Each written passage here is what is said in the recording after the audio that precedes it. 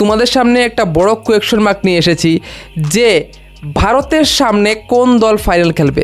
হ্যাঁ, আমি ডাইরেক্ট খেলাচ্ছি ভারতকে ফাইনাল, এবং ভারত ফাইনাল খেলবে। এখানে কোনো সন্দেহ যদি কেউ থেকে থাকে কমেন্টে বলে দিও ভাই যে হ্যাঁ আমার একটু সন্দেহ রয়েছে, বলে দিতে পারো, ঠিক আছে। কারণ ভারতের লেভেলের তো ভাই কোনো টিম আমি দেখছি না এখন অবধি।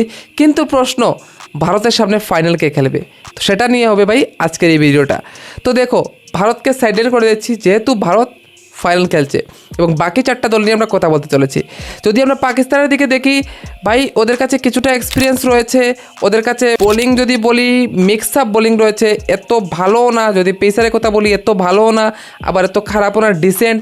ইভেন ব্যাটিংও যদি দেখি সেটাও ডিসেন্ট। তো যদি মোটামুটি এজ এ ইউনিট অর্থাৎ টিম হিসাবে ক্লিক করতে পারে, তাহলে কিন্তু পাকিস্তানও খেলতে পারে ভারতের সামনে ফাইনাল। তারপর শ্রীলঙ্কা, খুব বেশি চান্স রয়েছে ভাই শ্রীলঙ্কার ফাইনাল খেলার। কারণ যদি আমরা ওভারঅল টিমটা দেখি শ্রীলঙ্কার, তো ব্যাটিংয়ে যেমন এক্সপিরিয়েন্স রয়েছে, পাওয়ার হিটার রয়েছে, তেমনই বোলিংয়ে অর্থাৎ পেস অ্যাটাক এবং স্পিন অ্যাটাক কোনো জায়গায় কিন্তু ওদের খামতি নেই। তো আমি যদি বলি যে ফাইনাল খেলার সবথেকে বেশি চান্স কোন দুটি টিমের, তো সেটা হবে ভারত এবং শ্রীলঙ্কা, ঠিক আছে। তারপর যদি বলি যে তারপর কার হবে, তারপর কিন্তু আসতে পারে পাকিস্তানের চান্স। যদি আফগানিস্তান দেখি, কারণ আফগানিস্তানের সমস্যাটা কোথায়, আফগানিস্তানের সমস্যা হচ্ছে কি পেসিংয়ে, অর্থাৎ পেস এটাকে প্রচণ্ড সমস্যা। যদি আফগানিস্তান বলে যে না একজন পেসার খেলাবো, পুরো স্পিনার খেলাবো, তাহলে এটা অন্য ব্যাপার, ঠিক আছে।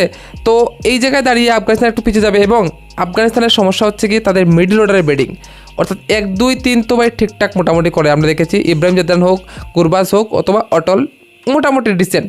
কিন্তু নিচের থেকে ভাই ওদেরকে এত একটা সাপোর্ট পায় না, এবং এত সাপোর্টিভ ব্যাটসম্যানও কিন্তু ওদের কাছে নেই। সব অলরাউন্ডার, ওমরজাই হোক, করেঞ্জনাথ হোক অথবা গুলবদীপ নাইব হোক, ওরা কিন্তু মোহাম্মদ নাবি, ওরা কিন্তু ওয়ান টাইপস অফ অলরাউন্ডার, ঠিক আছে। তো প্রপার ব্যাটসম্যান কিন্তু আফগানিস্তানের নিচে একটু কম রয়েছে। দ্যাটস ওয়াই আমার মনে হচ্ছে যে ভাই আফগানিস্তান একটু স্ট্রাগল করতে পারে।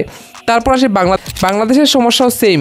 বাংলাদেশেরও বোলিং যদি দেখো দারুণ, 120, 130, 140 অব্দি তো ওরা করে নেবে, কিন্তু 170+ করলে ওদের কী হবে, এটা হচ্ছে ওদের সমস্যা। তো ওভারঅল যদি আমরা চিন্তা করে দেখি, তাহলে কিন্তু দেখা যাচ্ছে যে বাংলাদেশেরও সেম ব্যাটিং দুর্বল রয়েছে।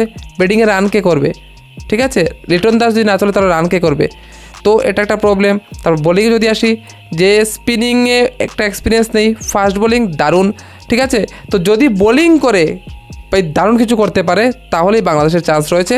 তো কয়টা ম্যাচ ভাই বাংলাদেশে বোলিং করে জিতে দেবে, ওদেরকে তো ব্যাটিংও করতে হবে আলটিমেটলি। তো সেই জন্য আমার বাংলাদেশের চান্সটা একটু কম মনে হচ্ছে। তারপর যদি আসি আমি শ্রীলঙ্কার দিকে, তো বললামই তো ভাই শ্রীলঙ্কা টপ নচ, ঠিক আছে। তো শ্রীলঙ্কা খুব বেশি প্রবাবিলিটি, যার বেশি সবথেকে বেশি সেটা হচ্ছে গিয়ে শ্রীলঙ্কা অ্যান্ড ইন্ডিয়া ফাইনালের, পাকিস্তান এবং ভারত।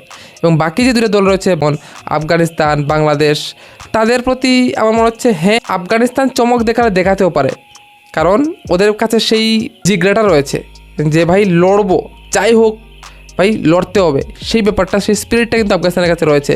যদি দেখা যায় তাহলে কিন্তু ভালোই হবে। এবং ভারত আফগানিস্তান ফাইনাল হতে ভাই আরও দারুণ খবর। তো দেখা যাক কার মধ্যে হয়। তোমাদের কি মতামত, কোন দুটো টিম ফাইনাল খেলছে অবশ্যই কমেন্টে বলে দেবে, ঠিক আছে। ভিডিও ভালো লাগলে ভিডিও লাইক করে দেবে, চ্যানেল সাবস্ক্রাইব করে দেবে। তো দেখা হচ্ছে অন্য একটা ভিডিও নিতে, কেন বাই বাই।